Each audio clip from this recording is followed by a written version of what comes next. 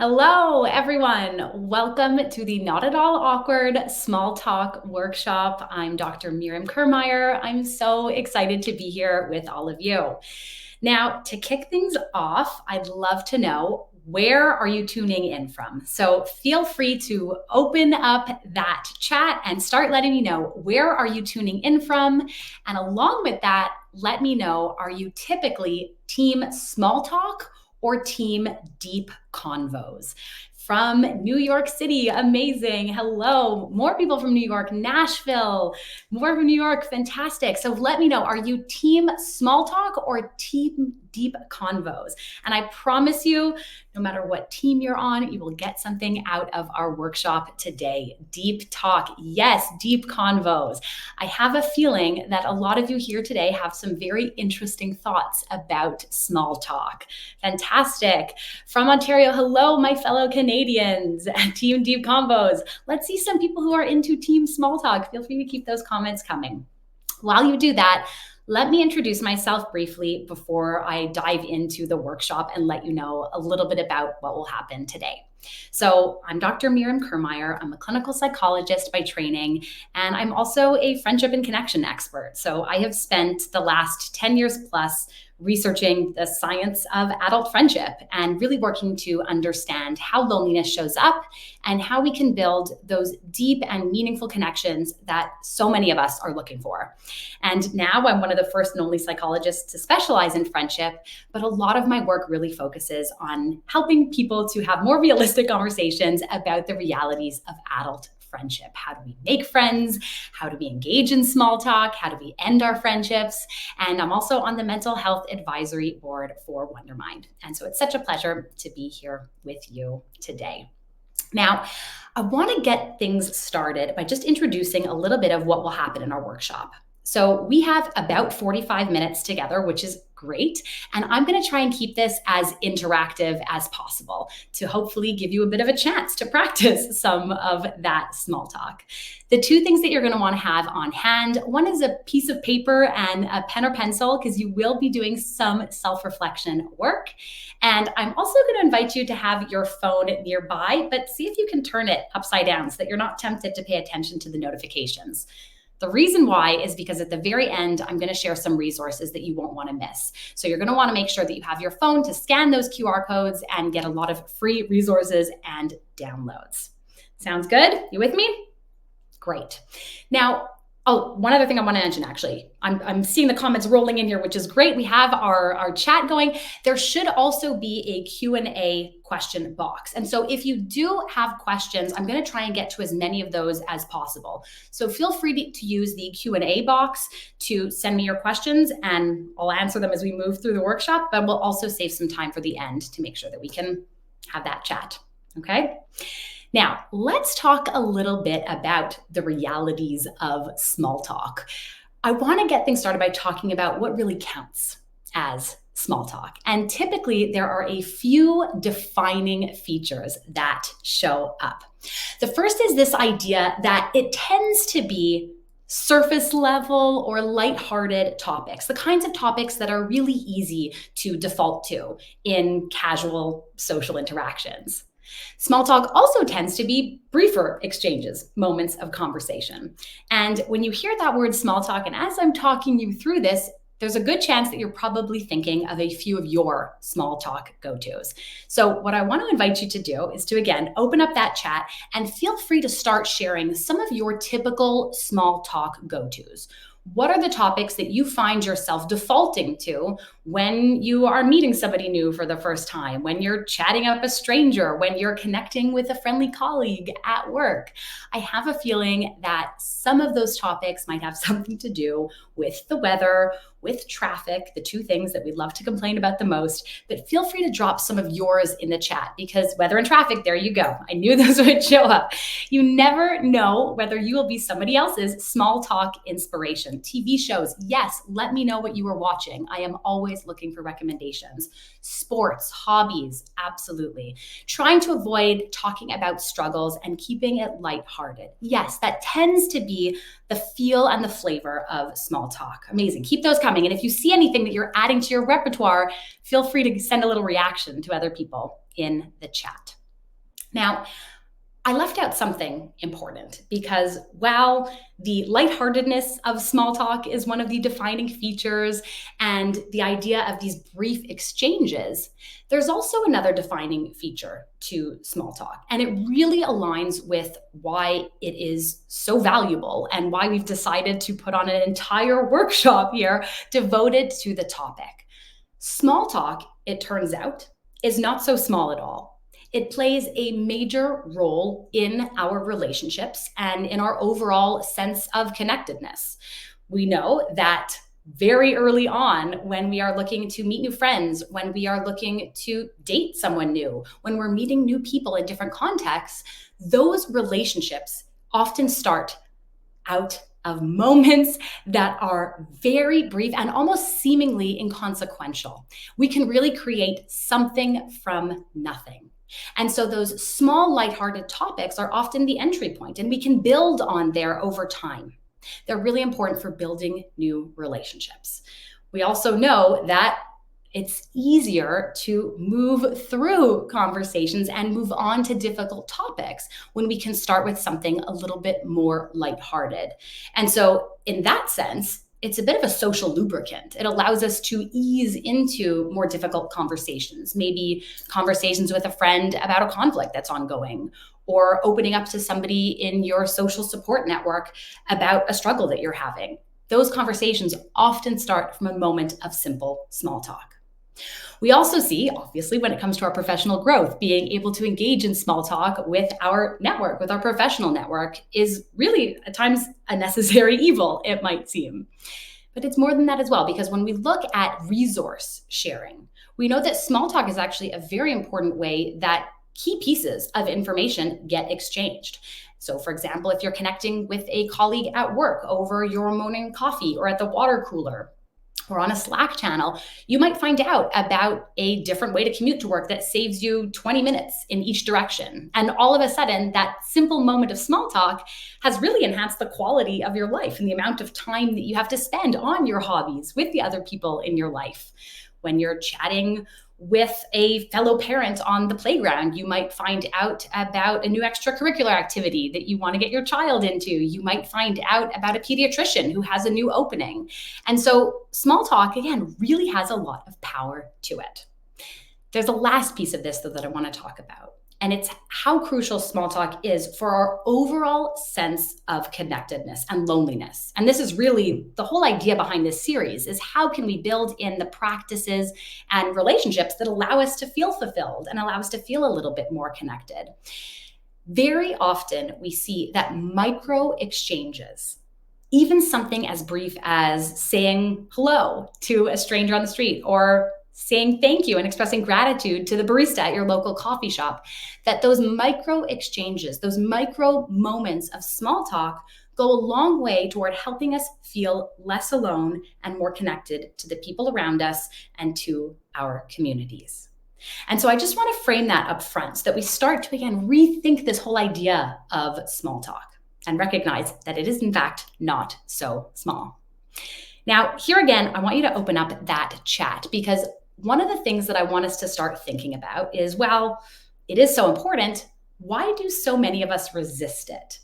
If I had to invite you to think about one word that comes to mind when you hear that phrase of small talk, what is it? Feel free to drop whatever ideas you have in the chat. There are no right or wrong answers here. I'll give everyone a minute. What word, what feeling, perhaps, what thought comes up for you? Paralyzing, anxiety, boring. Yes, absolutely. Keep those coming. Cringe, awkward, the ick. I hear that. I keep them coming. Boring. Yeah. We also tend to start coming up with words like surface, superficial, taxing. Yes, it can be draining. Absolutely. Interesting. I love that we're starting to think about the other side of this, because there is another side. Small talk can also be interesting. It can be casual. It can be lighthearted. There can be this element of wittiness, of banter to it. It can be fun. It can be unexplored, social. Now, again, there really are no right or wrong answers here, but we're starting to get a sense that people relate differently to small talk. And the beliefs that we have about small talk, how we feel about it, how interested we are in it, how competent we feel ourselves engaging in small talk, that will affect how much we actually practice our small talk and how much we actually benefit from it and how our relationships benefit from it. So a lot of the discomfort that I hear and that I'm seeing in the chat today even really maps onto some of the beliefs that we have about small talk and, again, our ability to practice it. So I want to walk you through a few of those thought patterns that often show up. I'm still seeing these responses flow in. That's awesome. Hesitant, yes. Now, a lot of the resistance often shows up because we tend to personalize the experience. And we might start to develop beliefs like, well, maybe small talk's important, but I'm not good at that. I'm not capable of practicing small talk. And the shift that I want to invite you to make here, if this is something that you can relate to, is that small talk, like any other social skill, is a skill. And it's something that we can, in fact, get better at. We can practice it. And with practice comes greater confidence and greater comfort. Now, there's also this idea, though, that confidence and comfort doesn't always equate to competence. And so very often the other misconception that I hear people repeat is this idea that I'm too awkward to practice small talk, that there's something in me when I'm engaging in small talk that other people are picking up on. And this isn't actually always all that true. That very often, the things that we think make us come across as awkward, pauses, moments of silence, that missed opportunity to have that witty banter or retort, those aren't things that other people are necessarily noticing. We are much more aware and attuned to those pauses, those moments of silence, those missed opportunities than other people are. I also want us to do away with this idea that to practice small talk effectively, we need to be perfect. That perfect is the enemy of the good. It is also not a catalyst for connection. That very often we are interested in people who are a little bit quirky, who let their imperfections be known, that we don't want to have those conversations with people who seem like they have it all together. That again, we are attracted to imperfections. And so if we can do away with that idea that our small talk has to be perfect, it opens up the door for us to have much more realistic moments of connection and to practice it with a little bit more ease. The last piece is something that hopefully you are starting to rethink, this other misconception of, I don't have time. I don't have time for small talk. I don't do superficial conversations. I am team deep convos. And yes, of course, we need to make sure that we are finding and carving out time for those deep moments of connection. And we'll talk more about that. So if you are on team deep convos, stay tuned because I have a resource that I want to share with you. That being said, we know that we also benefit from small talk, that our relationships benefit from small talk, and that frankly, it's not always the time or place to have those deep moments of connection. And so I like to think of small talk as being either the starting point for deeper connections or deeper conversations, or almost like a little connection snack. It's something that you can fit in to your daily routine just to make sure that you're nourishing your fundamental need for belonging, for togetherness, for connection. So today, this is what we are going to be talking all about. How can we be more intentional and impactful with our small talk? I want to start now by inviting you to think about this idea of small talk superstars. Sit with that for a moment. Because very often, here's what I hear in my practice when I'm working with clients. And here's something that I find myself repeating as well. I wish I could sound like. I wish I could sound like that person from that movie or that show or that book who is just so well-spoken and eloquent and funny and witty. And maybe you're starting to think of people like Lorelai Gilmore or Mrs. Maisel, clearly Amy Sherman-Palladino gets a lot of credit here. Maybe you're thinking of somebody like Tony Stark or Chandler Bing. These are the people that we tend to think of and look up to when we think about casual social commentary and that back and forth. And there's good reason for that, because there is this seemingly effortless flow to conversations. And because there is this back and forth that just feels so exciting. And there are all of these pop culture references that we wish we could adopt. The difference, though, that I want you to start making is that those people, those characters, they're characters. That's scripted. That typically is not the way that normal conversations go, nor is it the way that they need to go. That those characters, those are smooth talkers. And what I want you to think about is how you can be smart with your small talk. And in order to have smarter small talk, you do not have to be that smooth talker. I want us to also think now about how we can actually create those moments of smarter small talk. And this is one of those moments where I want you to pull out that pen and paper, because one of the very first things that we can do is we can actually prepare ahead of time. Have you ever had somebody ask you what your hobbies are or your interests are, only to come up blank? If you've had this experience, let me know in the chat that I am not alone in having this. And yes, of course, that does not mean that you don't have those hobbies or interests. It's just that it can be very difficult to think of them in the moment. And so one of the shifts that I want us to start thinking about is how can we put in a little bit of preparation so that when we step into social situations or events or gatherings, we feel like we have a bit of a repertoire that we can pull from. I call these our small talk sweet spots. And so we're actually going to do this activity now. What we're going to do is I'm going to give you about a minute. So make sure you have that pen and paper with you. We're going to have, so I'm laughing because somebody says here, I forget what a hobby even is. Yes, that is what happens. The pressure it feels heated. The pressure, the dial gets turned up, and it's really difficult to think of those in the moment. And so this preparation piece is really interesting because we can do this on a regular basis. We can start thinking about, well, what are the kinds of topics that I find interesting, that feel relevant to my life, that feel relevant to that situation? If you have an event coming up, maybe it's a family gathering, maybe it's a birthday, maybe it's a work event, maybe it's a 20-year high school reunion that, yes, I happen to just be at. You can do a little bit of that prep work ahead of time so that when you step into that event, you feel like you have something to pull from.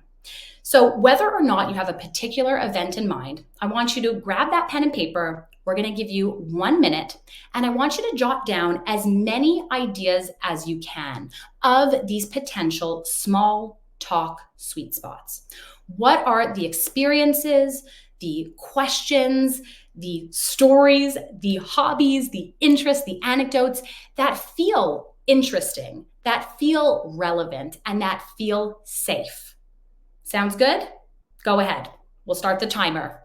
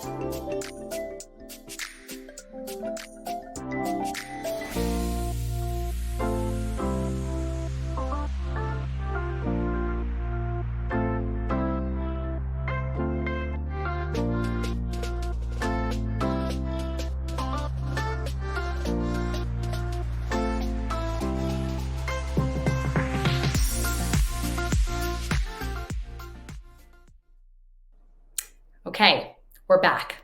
How was that? I hope that wasn't too painful. Let me know actually what that was like for you. I want you to start paying attention to what did you notice in that minute, in that exercise. If anyone wants to share some of the topics, those small talk sweet spots that were coming up for them, again, feel free to drop those into the chat. I also want you to start paying attention to how pressured did you feel to come up with an extensive list? Was it easier than you thought it would be? Was it more challenging?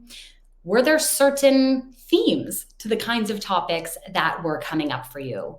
Are there certain areas of your life that you feel like were actually missing from that list? And do you want to do a little bit more work on identifying some of those small talk sweet spots in other areas? From there, I also want you to start thinking about what are the opportunities that I have in my life to practice exploring some of these sweet spots, and who in my life allows me to feel like this part of my life is seen. I'm just taking a moment to look here. Yes, we have more TV shows, we have travel, absolutely a bit challenging. This is challenging. And this is exactly the point of why I'm encouraging you to do this, because this is the kind of feeling that comes up in the moment when we are stepping into a work gathering, when we're stepping into a social gathering with people that we maybe don't know so well. It can feel really difficult to come up with these ideas on the spot. And so doing this work ahead of time, it's not about being overly rehearsed. It's about starting to recognize that you have a lot to offer and your life is much richer than it might feel in that moment. And that type of preparedness can also give you some ideas to build off of in the moment. This is also a really helpful strategy if you are somebody who struggles with small talk because you immediately jump to those topics that feel really deep and really personal. And if you are working on trying to reel that back in initially, coming up with a list and being very intentional about the kinds of topics that you share and connect over can feel very empowering and make sure that you feel as though you're protecting your needs along with your need for connection. Preparedness is helpful. Rehearsing is not. But I want us to shift from the idea of preparedness to presence. Because as much as it's helpful to come up with this list, and actually I invite you to revisit it. I want you to be a curator of your own experiences and questions. We really want to talk about being present. One of the challenges that you might be able to relate to, I certainly do, and I hear this all the time from clients, is this idea of being in a conversation, really caring about that conversation, caring about the person in front of you, caring about what they have to say, caring about how you yourself are coming across, but getting so caught up in that impression management of trying to think of your next question, of trying to think about that witty response or remark, that it takes you out of the present moment. And it actually makes it more difficult to come up with meaningful questions or remarks. And even if it doesn't, it definitely makes those conversations far more taxing and less enjoyable. And I noticed some of that language before when we were talking about those words that we tend to associate with small talk. It is taxing, it is draining, especially when we're approaching it from this place of performance. And so I want you to focus instead on being present. And there are all kinds of ways that we can do this. One of the most effective ways that we can do this is by really leaning into curiosity. And so instead of being very caught up in what your next response is, what your next question is, being curious about what's happening in front of you.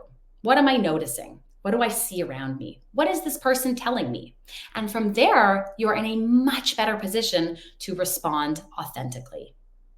But I want us to elevate it, actually, because one of the things that we notice is that we tend to overestimate how obvious our curiosity really is.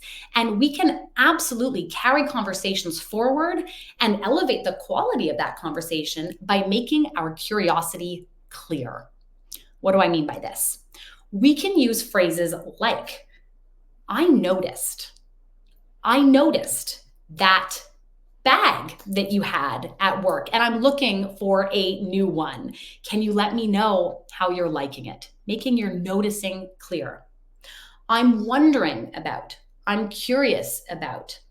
Tell me more about that. I'd love to hear more about that recent trip that you took. That kind of language, when you make your curiosity clear, when you make it known, first of all, it feels really good to be on the receiving end of that. We like people who we think like us. And when you communicate that you are curious and you are interested in somebody else, that communicates that you like them to some extent, and they will often respond in kind. And so I want you to start thinking about, how can I take my curiosity to the next level? How can I make it very explicit and very apparent? And that will, again, not only elevate the quality of the conversation, but help you to feel more present and more grounded. There are also things that we can do with our surroundings to be more present and to communicate our openness to having those conversations. I'm wondering, does anyone here know what phubbing is? Phubbing. Phubbing. Phubbing. Has anyone heard that word before? I'm checking the chat to see if anyone is familiar with this. Now, phubbing is the act of ignoring the people that we are in front of, often because of a screen, a phone snub, exactly, because of our phones. And these days, attention really is one of our most powerful resources. This is probably the most effective way that we can communicate to people that we are interested in what they have to say, that we are open to having conversations. And so one of the ways that we can actually practice small talk and be present during small talk is to invite small talk. And the way that we can do that is often with our body language and by putting away those screens. That if you are at your local coffee shop, if you are picking your kids up from school, if you're studying in a co-working space or working on a project, if you're at work and your earbuds are in and your phone is there and you're scrolling your screen, it's really difficult for other people to feel like you are open to having those moments of connection and open to having small talk. And so we can practice small talk, and we can get smarter with our small talk by inviting small talk, by putting away those screens, and by really communicating that we are present and we are open to having those exchanges. The last piece that I want to talk about, because I want to make sure that we have time for our Q&A, is this whole idea of practice. Now, we talked about preparedness, we talked about presence. The practice piece might actually be the most important of all, that we can do all of that reframing work to shift our beliefs about small talk, about our ability to engage in small talk. But unless we're taking the steps to actually practice it, we aren't going to develop the confidence and the competence that we are really looking for. So the question that I have for you to kick this off is, what is an opportunity, a moment that you have coming up this week or maybe every week that you can practice small moments of connection with strangers or with familiar faces? Maybe this is on your morning commute. Maybe it is at the coffee shop. Maybe it is when you're picking your kids up from school. Is there a moment that you can think of that you can practice smarter small talk? I'm going to keep an eye on the chat to see what types of moments are coming up, because again, I think that you will probably be able to share some inspiration with other people here. Yeah, I see a lot of people talking about this phubbing piece still. We're stuck on that. A wedding. Oh my goodness. So much small talk at a wedding. At the bus stop. Yes, these moments exist everywhere. And so part of being able to practice it is really being intentional, noticing, when does this come up and how can I build this into my routine? Volunteering, talking with clients, rehearsal breaks from a chorus. I love that. At the coffee shop. Yes. And again, if you think back to what we said earlier in this workshop, those moments of small talk don't have to be anything terribly lengthy. It can really start off with a hi, with a goodbye, with a thank you. And there's evidence that just those words carry weight and carry meaning in terms of our overall levels of connectedness. So I don't want you to feel that this too is pressure-filled, but I do want us to see if we can leverage these moments. And so one of the things that I'm going to encourage you to do is to put this into practice. And we have actually built out a worksheet that I am so excited about, and this is based on some very real research. We have a small talk scavenger hunt for you. And there was an actual study that was done that looked at the effectiveness of this type of an intervention. Could we build up comfort and feelings of confidence and actual practices of small talk by inviting people to participate in a scavenger hunt? And it was in fact quite effective, that people did get more comfortable. They were more likely to practice small talk, that they stopped underestimating how effective their small talk would be and how much other people would be open to having this kind of a dialogue or chit chat or back and forth. And so you should know that when you signed up for this workshop, you are automatically getting on that list to get that download. And I think it's just a couple hours from now, you'll be able to get the live replay of this workshop and a link to that worksheet. And we're going to invite you to start practicing your small talk by having that brief moment of connection with a barista at a coffee shop, by exchanging a friendly smile, nod, laugh with a stranger. There are all sorts of fun things on that list. And feel free to keep me posted as you work your way through that.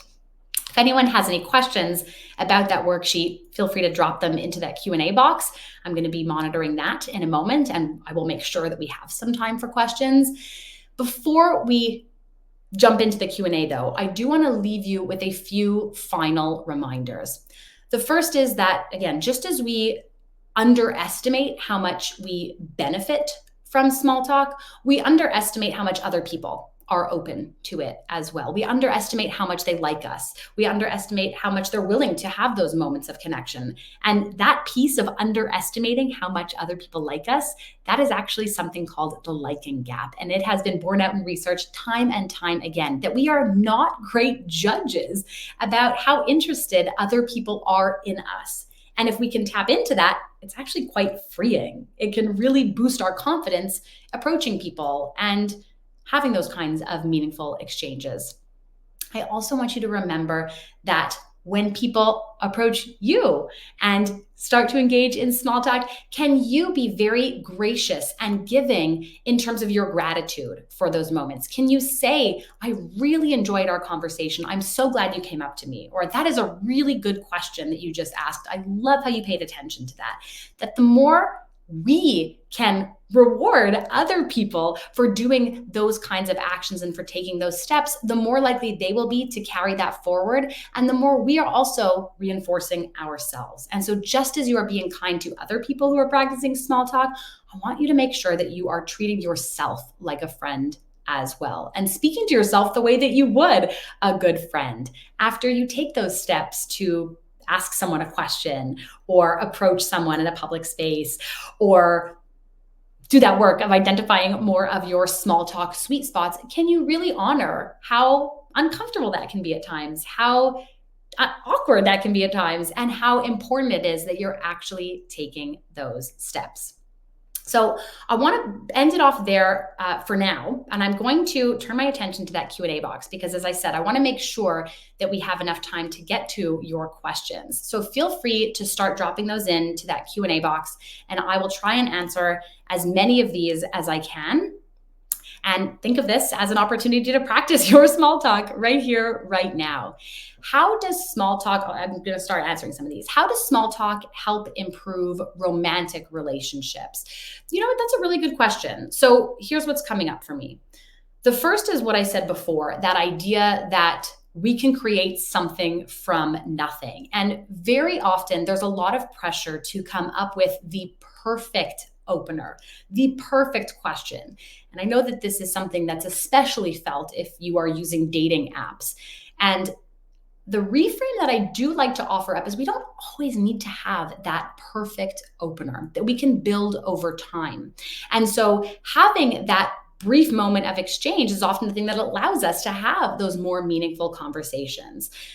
The other piece, though, that it probably is worth mentioning is no matter where you are at in your relationship, no matter how long you've been together, we can't always be having very deep, meaningful and challenging conversations. That again, there isn't the time for that, and it isn't always the place.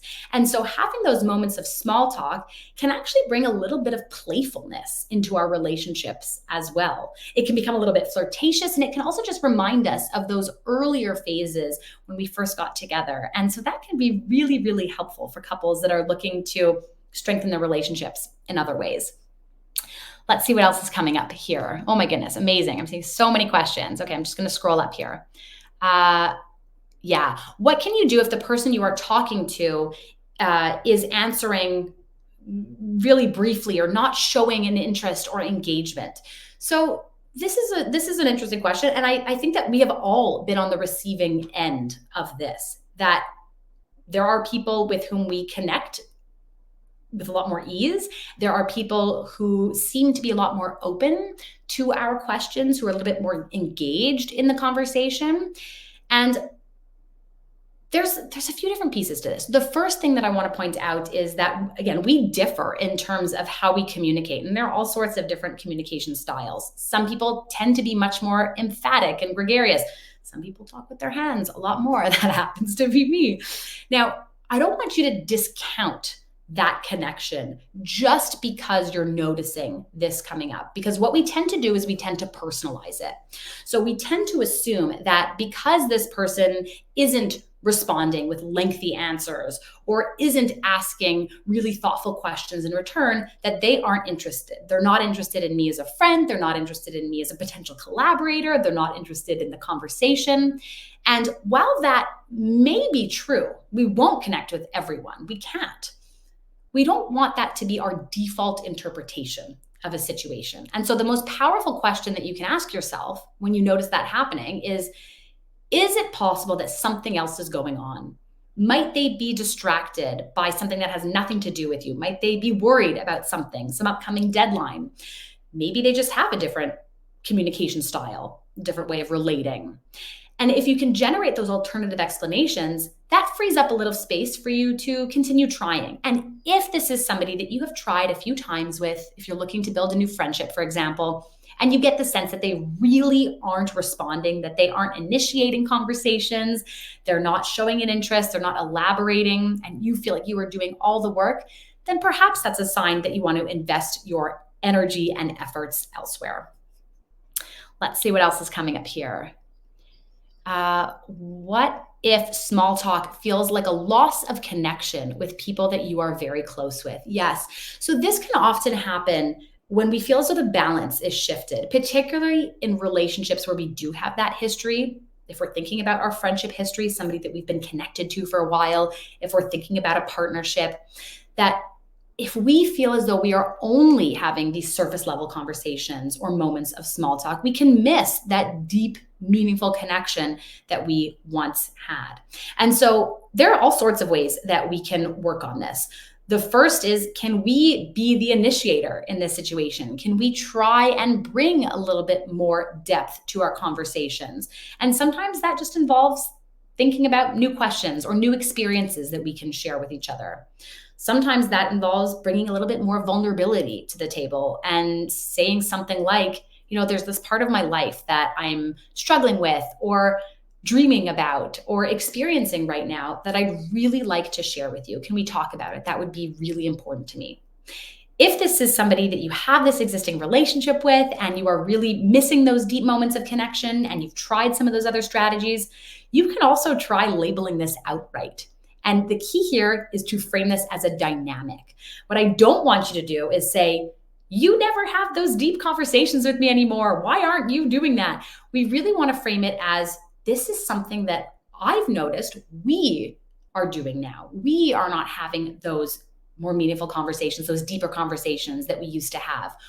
And bringing curiosity in again. Why do you think that is? Is this something that you are missing too? I'm certainly missing it. Can we talk about what's going on here and how we can get back to that place where we are having those conversations that feel a little bit more fulfilling?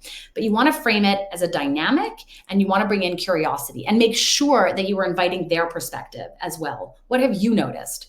What do you think is going on? As opposed to it feeling like a diatribe or a lecture. Let's see what else is being asked here. Yes. What to do when your prepared topics all dead end. So there are actually two ways that I'm thinking about this question that often come up. One is, I think, what you're talking about here, where we are trying so hard. We are asking those great questions. We have shared one of our small talk sweet spots, and the conversation just isn't flowing. There, you might want to see if you're missing the mark in terms of, are you making sure that the questions you're asking are things that may be relevant to this other person? Is it possible that this is something that you yourself are so excited about, but for one reason or another, this person might have different interests? And if that's possible, we can be very explicit. What are you interested in these days? What has you excited? How are you spending your free time and energy? And starting to elicit a little bit more from the other person so that you can guide the conversation from there. So that's perhaps a helpful strategy. The other way that I was interpreting this earlier was what to do if you are working to identify some of your small talk sweet spots and you run out of ideas. And that's an interesting question too, because sometimes what it means is that we need to take a break. We need to take a break from trying to work on this. We need to invest in some of our other interests and hobbies and activities outside of work, outside of working on our relationships. And can we invite a little bit more richness and diversity into our life so that we can inform our conversations through that? Let's see what else is coming up here. Feel free to keep those questions coming. Like I said, I'm going to try and get to as many of these as possible. Yes. How to manage small talk in a long distance relationship with a loved one or a friend or a sibling. This is a really meaningful question. And let me share a few of my favorite strategies. I'm going to broaden this out a little bit, if that's okay. I want to share a few of my favorite strategies for maintaining long distance connections of any kind. The first thing that I talk a lot about is the value of rituals, the value of traditions almost. And when we are not able to see each other as often as we'd like, or when there's been a big shift in the relationship because somebody has moved away, for example, it can be really helpful to find your thing. Find the thing that's going to tie you together, that's going to tether you together. Maybe that means it's something as simple as watching one of your favorite shows on Thursday evenings together and then chatting about it afterward. Maybe this means you connect during your morning commute and that's the time that you talk. Maybe this means that you get together for annual trips or birthday celebrations and it's something a little bit more grand but infrequent. There are all types of rituals that we can create that allow us to communicate that that relationship is a priority to us, that we are willing to make time, carve out time to stay connected. And there's something about the idea of rituals and traditions that really elevates the experience. It ends up feeling a little bit more meaningful and special. Maybe you're sending handwritten cards to each other, being pen pals. That ends up being really rewarding as well. It's something that just feels a little bit more personal because you can't rely on convenience anymore. And a lot of our friendships and relationships, for better or for worse, are often rooted in convenience. So when the convenience factor has been removed, how can you bring in creativity? That's the question that I want you to ask yourself. Let's see what else I'm missing here. I think we have a little bit more time for questions. I'll see if I can get to one or two more of these. The other thing that I want to mention for everyone here right now is stay tuned at the very end. I mentioned the scavenger hunt worksheet. You'll get that through email. But just before we end, that's when you're going to want to take out your phone because there's going to be a QR code that will show up. And I see a lot of these questions are about small talk, but they're also about that other side to it. How do we build deeper, higher quality connections? And so I have a guide that I want to share with you, 5 ways to create connections that count. And I think that is going to answer a lot of your questions about what are the kinds of practices that I can build into my daily routine and my existing connections so that I can really strengthen them in a way that's going to feel very meaningful. So make sure that you stay tuned for that QR code. And before we get to that, let me answer one or two more of these. Yes, I try. This is great. I try hard to listen and remember, but I worry that I will forget something important, like a trip they took or a doctor appointment. Any ideas on how to remember? I love this question. This is something that I certainly relate to, and I think a lot of us relate to. And it partly relates to how big our social networks have become. That, yes, of course, our close others, our friends, our family, our partners, our children perhaps are at the center of that. But there are a lot of other people who make up our social spheres. And there's a lot of information that we are inundated with. And it can be very difficult to navigate through that and pick out and remember the important pieces, like those upcoming celebrations or challenging days. So one of the shifts that I want us to make is that we don't need to rely entirely on our memory. And this is one area where you can actually leverage technology. One of my favorite strategies that I use and that I encourage clients to use is when someone tells you something important or interesting, like I'm taking a trip, and this is somebody at work that you want to develop a closer connection with because, again, maybe they're a collaborator. This is a potential friend, a could-be friend that you're looking to get closer to. And so you know that trip is something that's probably fairly important to them, and it's an opportunity. It's a clear opportunity to follow up. You can reach out and ask, how was that trip? What was that like? Do you have any recommendations? Make not just a mental note, make a note in your calendar, in your phone to follow up when you know that they'll be back. And that way you can rely on that alert to remind you. And so if you can remember in that moment to set that reminder, to set that alert, then you won't need to rely on your memory thereafter. So that is just one little trick that you can bring with you. And the other piece is you can acknowledge moments where you don't remember. That there's nothing worse than pretending as though you remember. People are very sensitive to sincerity and insincerity. And you can say something like, I completely forgot about that, but I want you to know that it has been on my mind. And I really would love to hear what that has been like for you and how I can support you in this, or I really want to make sure that we set aside some time to chat about this. So you can be very clear and open about your level of interest in that, even if this is something that you forgot.